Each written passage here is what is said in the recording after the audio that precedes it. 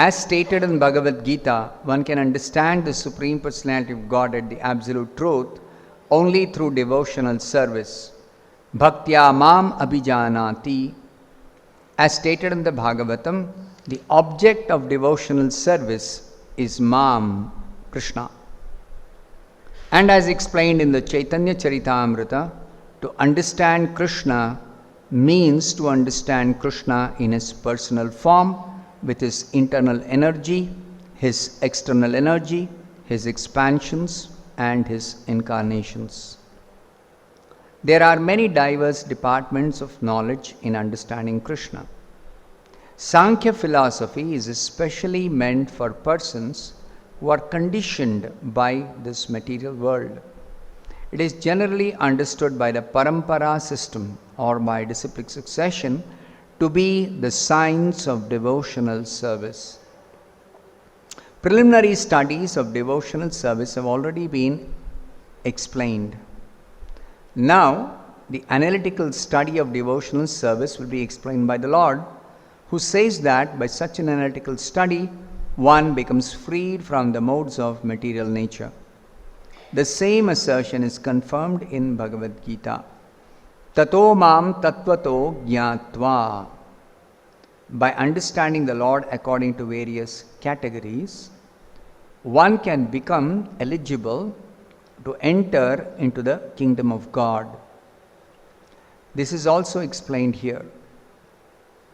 By understanding the science of devotional service in Sankhya philosophy, one can become free from the modes of material nature.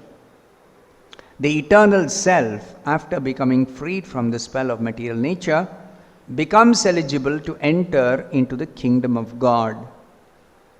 As long as one has even a slight desire to enjoy or lord it over material nature, there is no chance of his being freed from the influence of nature's material modes.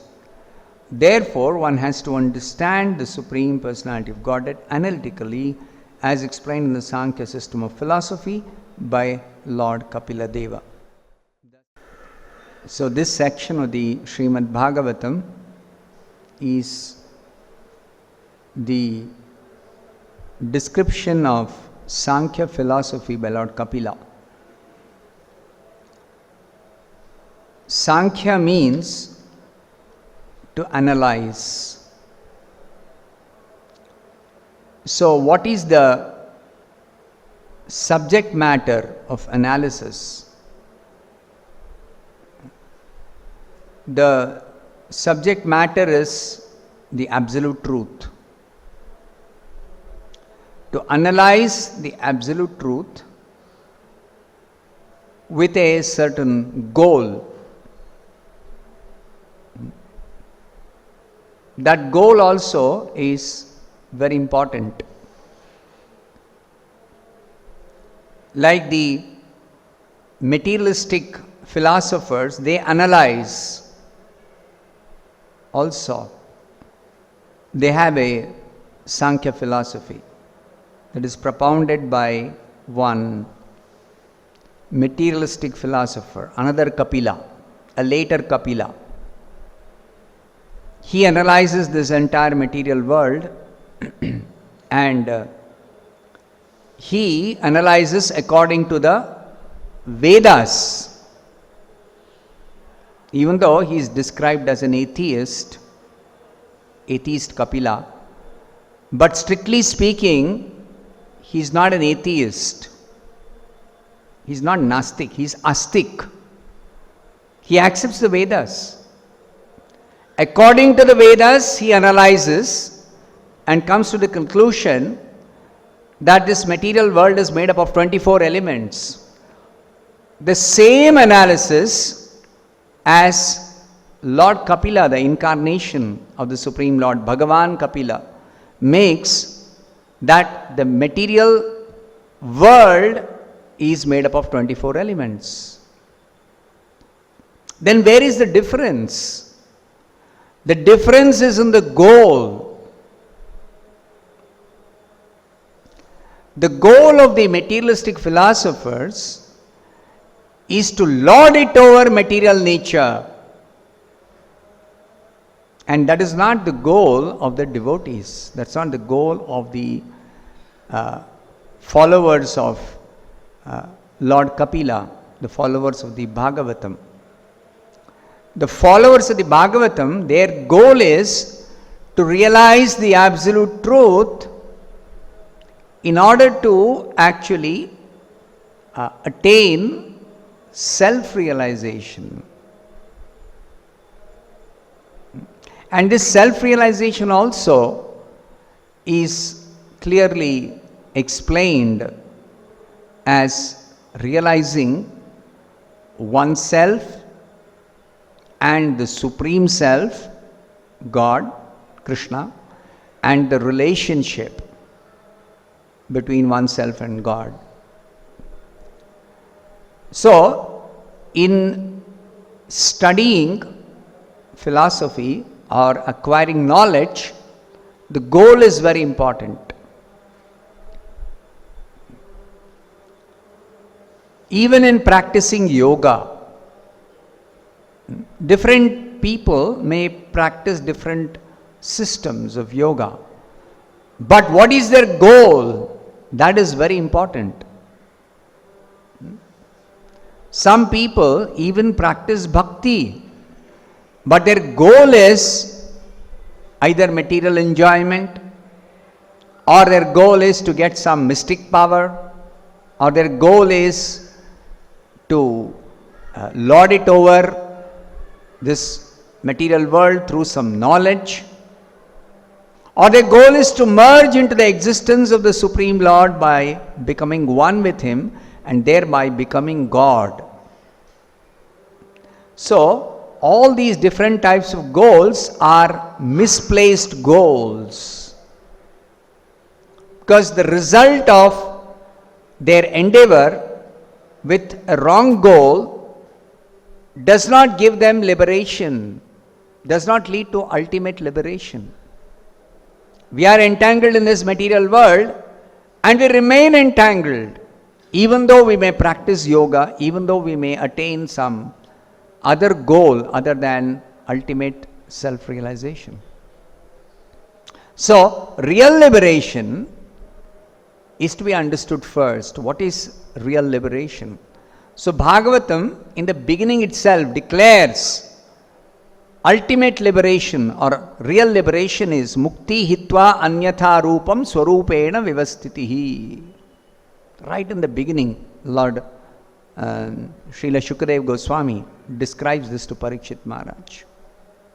Mukti, liberation, means to become free from all anyatha rupam, all other designated forms, these false forms that we have assumed or we are assuming, and to become situated in our constitutional position. Swarupena vivastitihi.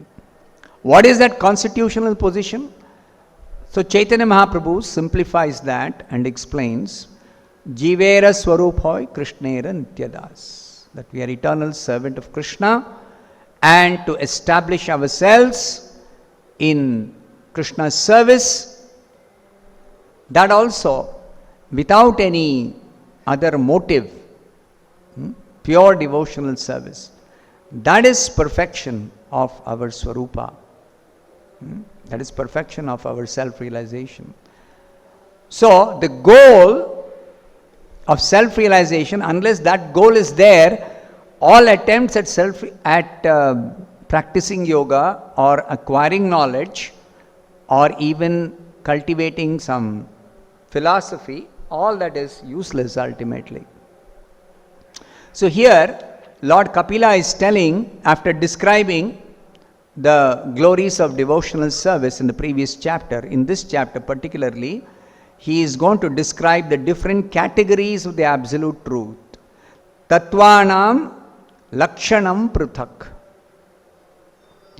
Here, Tattva refers to the absolute truth, and Lakshanam is the distinctive features of the various categories of the absolute truth. This is also explained by Srila Prabhupada in the beginning of the Bhagavatam, that one has to understand the absolute truth as consisting of substance and categories. Substance is the Supreme Personality of Godhead Krishna Himself. And the categories are the different forms of His energy. So, Prabhupada says here, the Chaitanya Charitamrita says that to understand Krishna means to understand Krishna in His personal form. Krishna's personal form is the basis of the absolute truth. And His personal form, in His personal form, Krishna has His energies, His internal energy and His external energy, two categories of His energy, two principal categories of His energy, and His expansions and His incarnations. His expansions also, expansions of His self are in the spiritual world. The different forms beginning from Balaram, the first Chaturvyuha, Narayana and the second Chaturvyuha. These are the expansions of Krishna's self in the spiritual world. And then there are expansions of His internal energy, consisting of the gopis, the Lakshmis, and expansions of His internal energy who are also His associates in the category of His internal energy, His associates. Then expansions of His external energy, expansions of His external energy in the material world, expansions of His external energy. Durga Devi, expansion of His external energy. And then the living entities who actually belong to a special category called marginal energy. Actually, the living entities belong to His internal energy. But then they have the tendency to become independent or try to become independent. And therefore, they are placed under a special category called marginal energy, which means that they may be under the shelter of the internal energy or the external energy.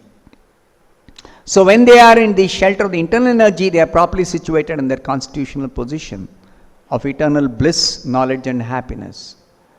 But when they are under the shelter of the external energy, then they are covered by ignorance and they are trapped by the illusory influence of the external energy on such living entities who are rebellious or who are trying to be independent of the Supreme Lord, who are forgetful of the Supreme Lord. So this is the position, this is the fact, this is the truth, this is the analysis. But this analysis can be done in various ways. So now, one particular analysis is this Sankhya analysis as presented by Lord Kapila, in which the absolute truth is understood in terms of the various categories. The substance is the Lord Himself, the personal form, the name, the paraphernalia, the activities, the spiritual activities of the Lord. All these are the Lord Himself. And then the Lord's categories in terms of His expansions, even His expansions in the material world, the Purusha Avatara, His incarnations. Incarnations also, various types of incarnations. One category of incarnations are expansions of His self. That is the three Purusha Avataras. Then the expansions of the living entities. Living entities are also expansions of the Lord, but they are expansions for His pleasure, for His enjoyment. So the living entities, as expansions of the Lord, they are meant to serve the Lord under the shelter of the internal potency. But when they give up shelter of the internal potency, that is when they try to become independent, then they are placed under the external energy, and then they experience what is called as the illusory influence, by which they wrongly think that they are independent, or they wrongly think that they are the controllers, they are the enjoyers. But as a result of which, they have to suffer. They have to suffer various kinds of miseries. So, in order for the living entities to become free from miseries, or to become free from the influence of the illusory energy which acts through the three gunas, the qualitative modes of material nature. All of us are trapped by the modes in this material world. In forgetfulness of Krishna, we are trapped by the modes. So if we want to become free from the modes, then it is suggested here by Lord Kapila that to get release from the influence of the modes, one has to know the supreme absolute truth in the different categories. So those categories will be explained by Lord Kapila, knowing which he says one can be released from the influence of the modes of nature. So this release also leads to what? So that is also important. As explained by Krishna in the Bhagavad Gita, tato mam tattvato gyatva. Again, the same thing in the Bhagavad Gita, Krishna explains as, when one understands Krishna in truth or in fact. To know Krishna in fact, one has to understand the various categories of the absolute truth. So when one understands the categories of the absolute truth, or one knows the categories of absolute truth, vishate tadanantaram, one is able to enter the kingdom of God. One is released from the clutches of Maya in this material world, and one is able to enter the kingdom of God. But somebody doesn't have that as the goal, to enter the kingdom of God. Then the person remains in the material world. Person remains in the material world. So such a person has a different goal other than devotional service or other than ultimate self-realization. Therefore, they cannot enter the spiritual world, the personal abode of the Supreme Lord. But those who are properly situated in self-realization, their goal is to enter the kingdom of God after gaining release from the influence of the material nature. So therefore, the proper goal is very important, because the living entity under the influence of this material energy wrongly thinks that his happiness is in lording over material nature, or in some so-called liberation by merging into the existence of the absolute, or by gaining some mystic powers, or by gaining some power to rule over the heavenly planets, or power to rule over this earth, or power to rule over the lower planets, whatever. Or even in the position of Brahma, one may try to seek some happiness.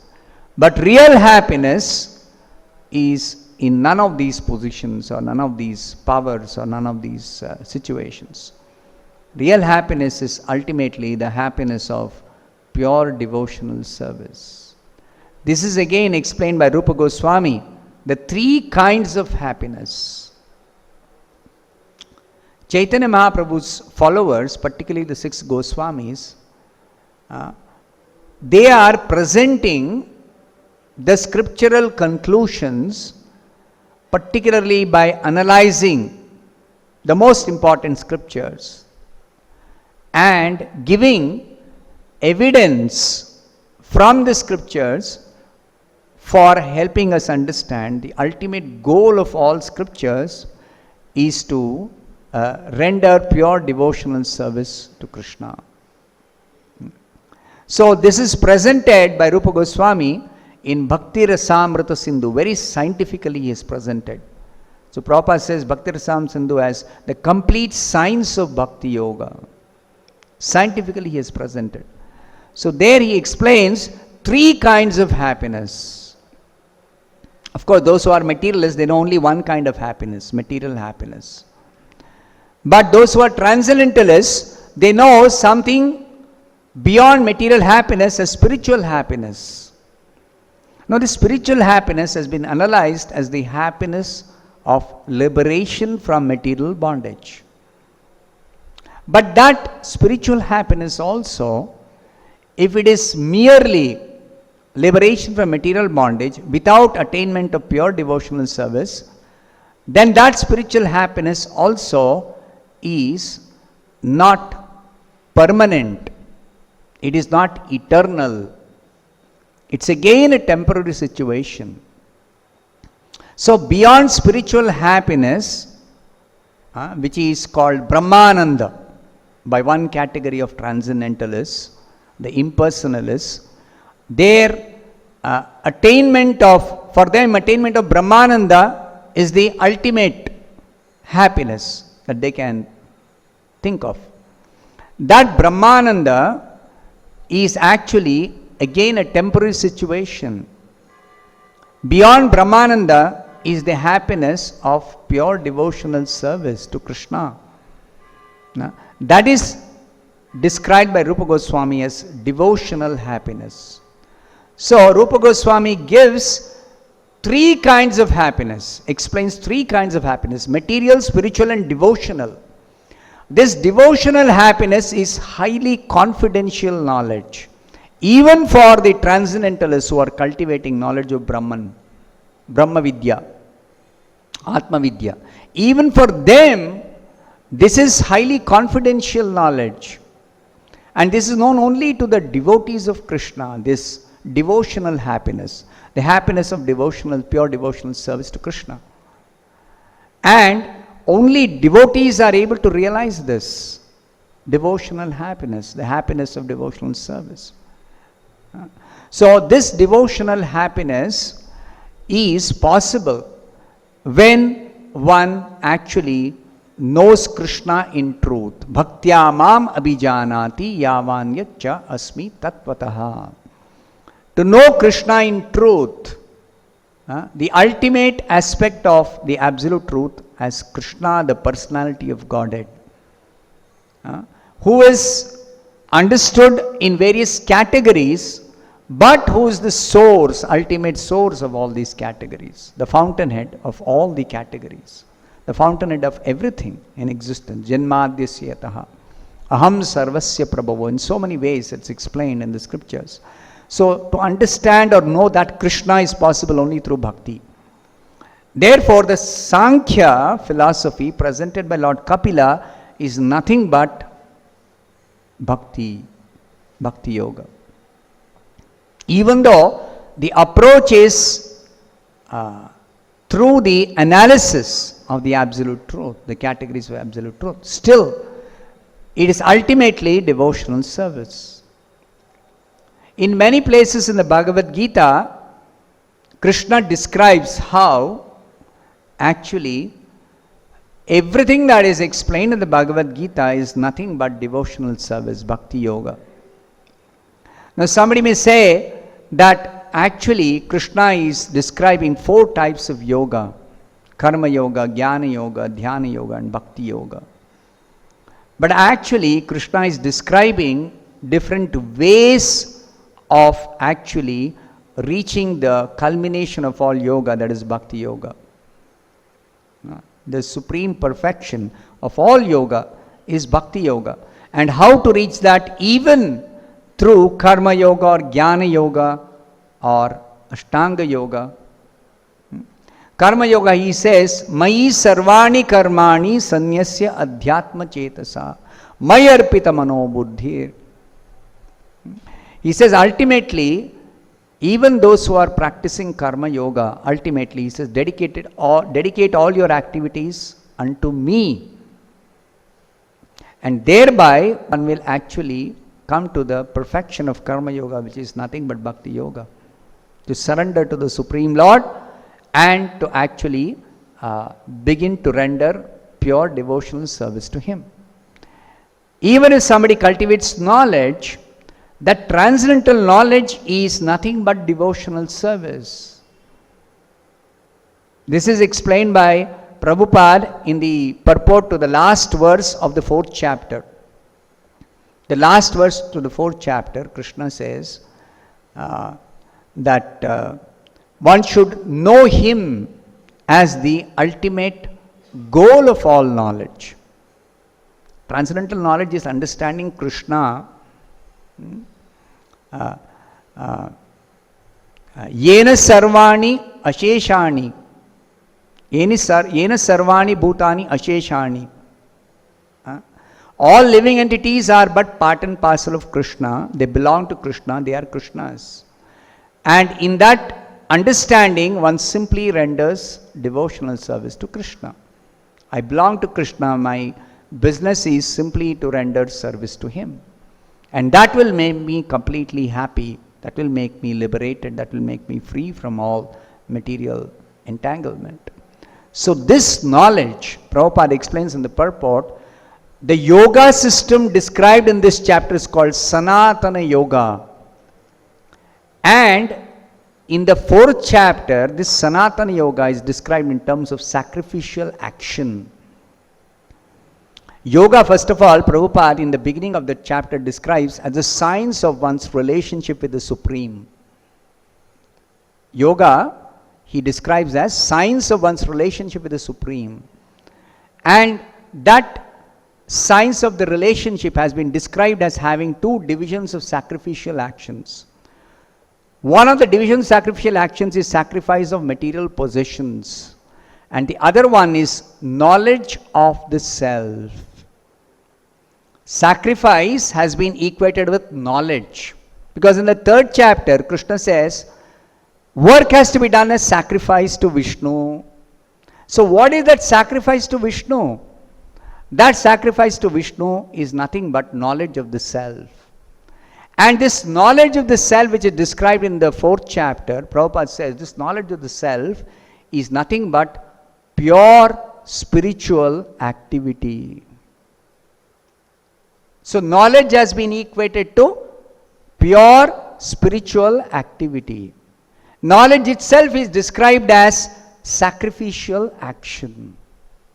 So that sacrificial action is nothing but devotional service to Vishnu or Krishna, the absolute truth. So ultimately, all knowledge is nothing but spiritual knowledge. Transcendental knowledge is nothing but devotional service. So therefore, when Lord Kapila says, knowing this particular knowledge of the absolute truth in different categories, you will be released from influence of modes of material nature, means to come to the point of devotional service to the Supreme Lord. This is the point.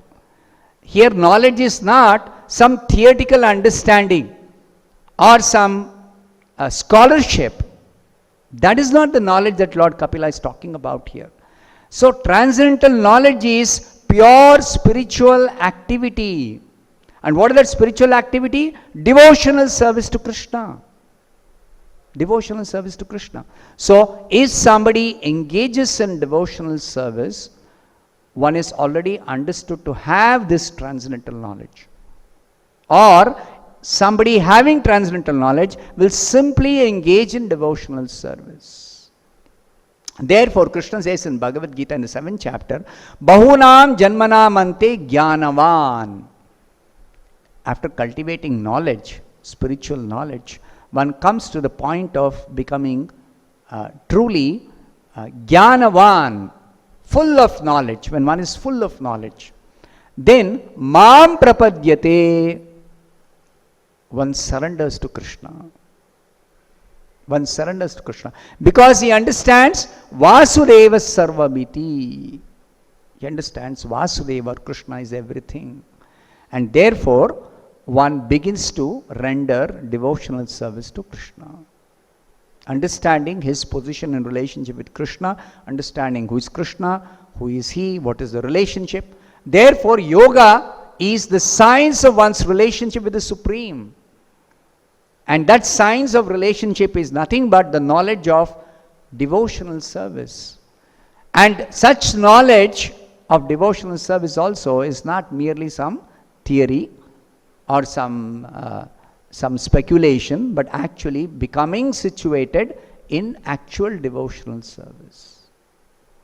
Even in describing Ashtanga Yoga in the 6th chapter, Krishna says that one should become a yogi. A yogi is better than a tapasvi, is better than a jnani, is better than a karmi. Because somebody may mistakenly think that karma yoga means to become a perfect karmi, or jnana yoga means to become a perfect jnani, or even tapasya, that is practiced in Ashtanga Yoga system, means to become a perfect tapasvi. So what is the perfection of a karmi or a jnani or a yogi? Is to actually become a devotee. That is the perfection. And that devotee is described by Krishna as yogi in that 6th chapter. Tapasvibhyo adhiko yogi. So who is this yogi that Krishna is describing as better than a tapasvi or better than a jnani or better than a karmi? That is in the next verse. Yoginam api sarvesham madgaten antaratmana shraddhavan bhajate yoma. So the yogi is describing in the verse previous to this last verse of the 6th chapter, that yogi is a devotee. It's a bhakti yogi. That is the culmination of all yoga. So he is the actual yogi who is actually perfectly connected with Krishna. Yoga means to connect with Krishna. And who is perfectly connected with Krishna? Sabe yukta tamo mataha. To connect is the goal of yoga that is already described in 2nd chapter. Yukta asita matparaha. Yukta means to connect. And that is, when the connection is established, one is said to be situated in yoga. And that yoga ultimately is yukta tama. The most perfectly connected yogi is the devotee. He is the devotee. Madgatena antaratmana shraddhavan bhajate yomam. He is engaged in devotional service to Krishna with full faith. Again, this aspect of devotional service where there is faith. So that faith, how to develop that faith? Then that becomes the subject matter of the 7th chapter, where Bhakti Yoga is proper Bhakti Yoga in detail. Krishna will explain in the chapters 7 to 12. So actually whole Bhagavad Gita is nothing but explaining devotional service and nothing else. Bhagavad Gita is not explaining anything else, only devotional service. And that is why Krishna tells Arjuna, you can understand the secret of Bhagavad Gita, rahasyam etaduttamam. That science of the relationship he is telling Arjuna. Now I am going to explain to you. Sevayam maya tedya yoga prokta puratanaha bhaktosi me sakha cheti. There is a qualification for understanding this yoga, the science of the relationship with the Supreme. That is, he is telling Arjuna, I am explaining to you because you are my devotee.